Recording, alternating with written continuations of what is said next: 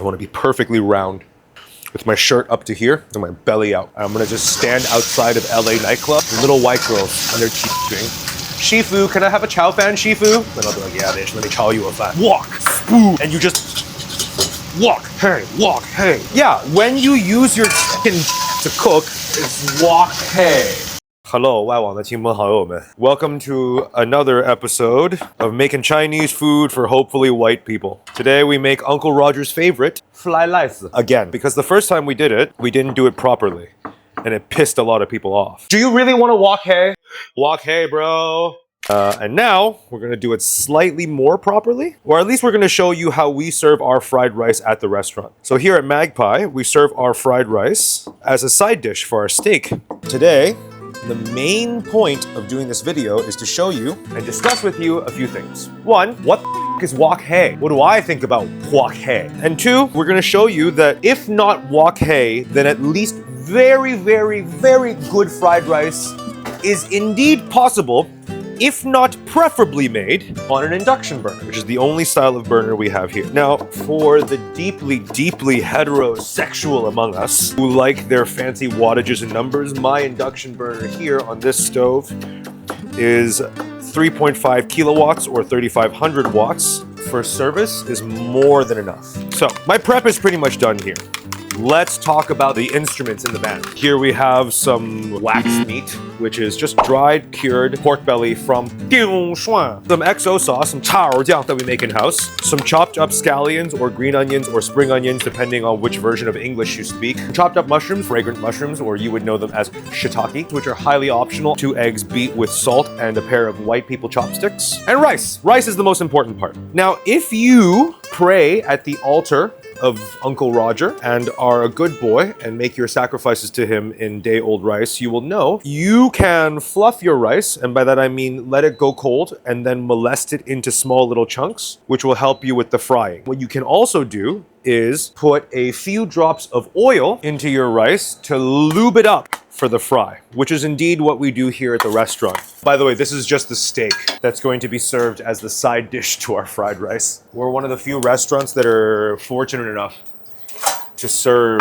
really, really nice Chinese heritage grade beef, cheaper than white people beef. I'm not going to teach you how to make the beef because you already know how to make steak. Go literally look at any white creator and they'll teach you how to make beef. Yeah? Back to our fried rice, our main dish. Now, fried rice, first of all, people think it's quick, but to make it properly, it takes like at least 10 minutes. People think it's 1 minute in the pan and out. You have to have the back end of a jumbo jet to make that happen. In a restaurant setting with a medium hot burner, you need at least 5 to 10 minutes. Because what you're doing is cooking all the ingredients and drying the rice so that it's crispy on the outside and still rice chewy on the inside. And that happens over a long period of time because rice is shaped in such a way that it's not making full contact with the pan. For example, this steak is a flat piece of meat touching a flat piece of pan, so it cooks very quickly. Rice is a little round ball where one tiny point is touching a flat surface. The transfer of heat is ridiculously slow, which means you need that time in the pan to let it rip. Without enough time in the pan, the ingredients don't have enough time to overcook, which is what you're doing. For the egg, when you fry rice with the egg, it becomes a clump for a while. And then you beat the crap out of it and continue cooking it for 5 to 10 minutes, and you'll realize that it starts breaking apart again.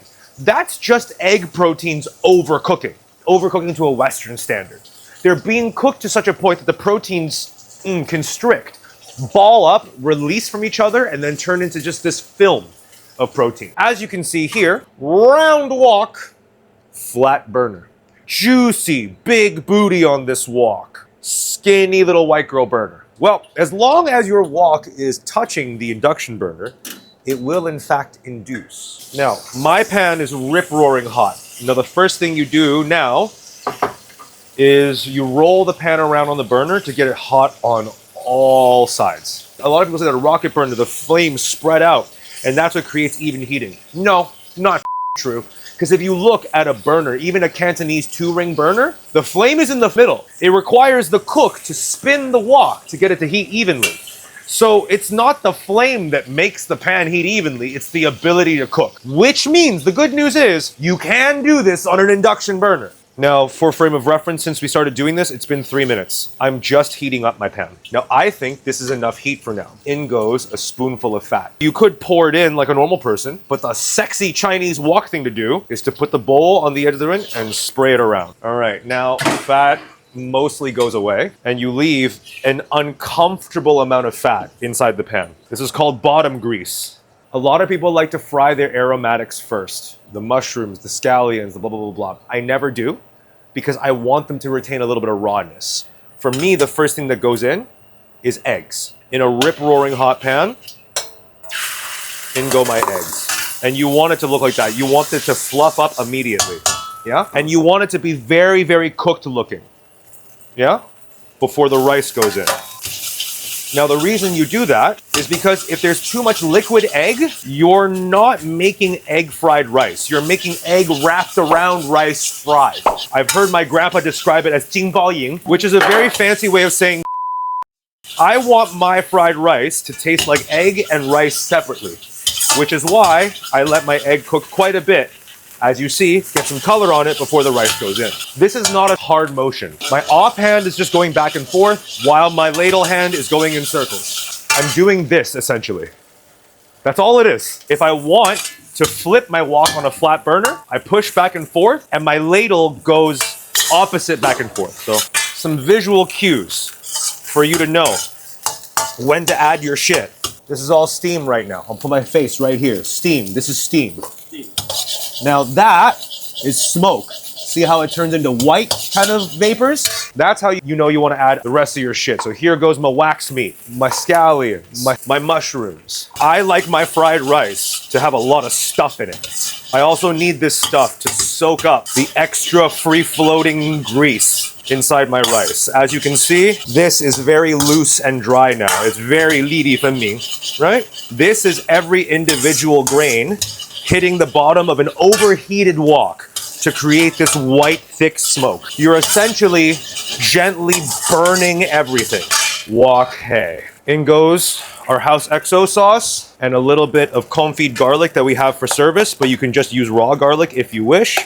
Back on the heat it goes. If you hear that noise, that's the noise of reintroduced liquid from the XO sauce and the garlic.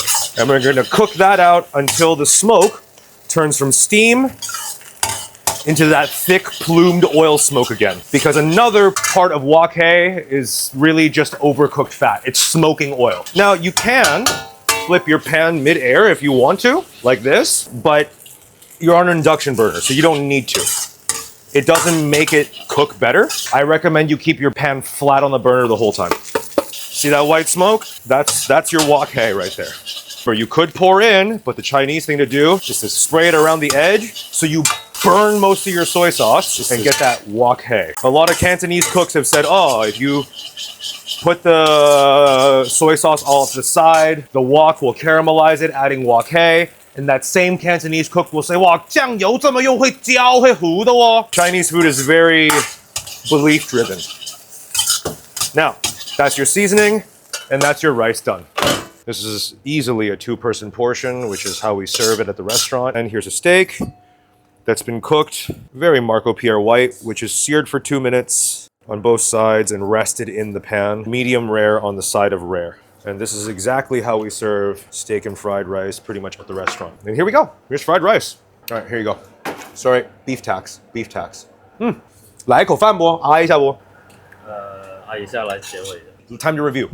If you want to look dope while making fried rice, the motion is just like this. Tool going in a circle, pan going back and forth equals that rocking motion where everything's flying around.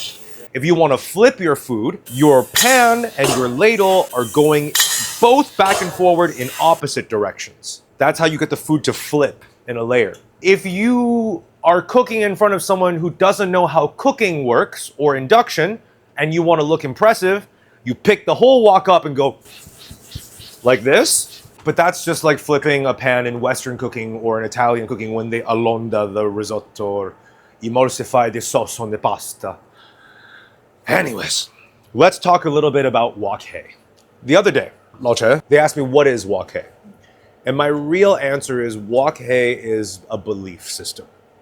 Which reminded me of something my papa told me before he left. He says, it makes you twice as stupid and 3 times as bad to argue with someone who has beliefs about what their beliefs are. Do not ever argue beliefs because it makes you look like an uncivilized idiot. How does that make sense?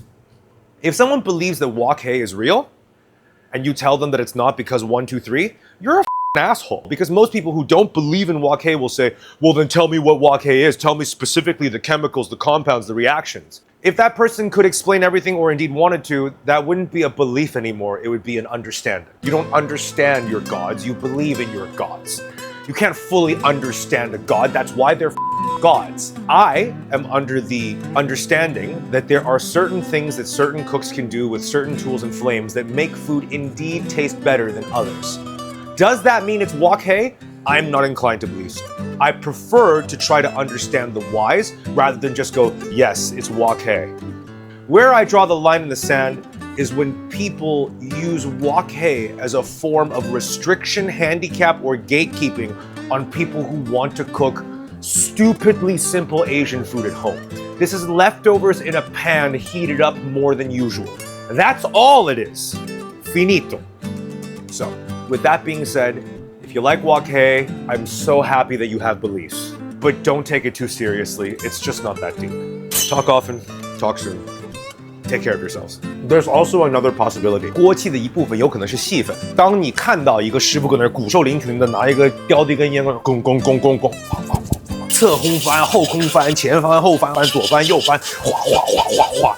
亮出来给你放在个小盒子里边，哇，这肯定有锅气，因为你看到了细分那一部分。It's tableside service. It makes you think the food is better. It might not make the food taste better, but that could be a huge part of wok hei, is watching someone with your food. Yeah.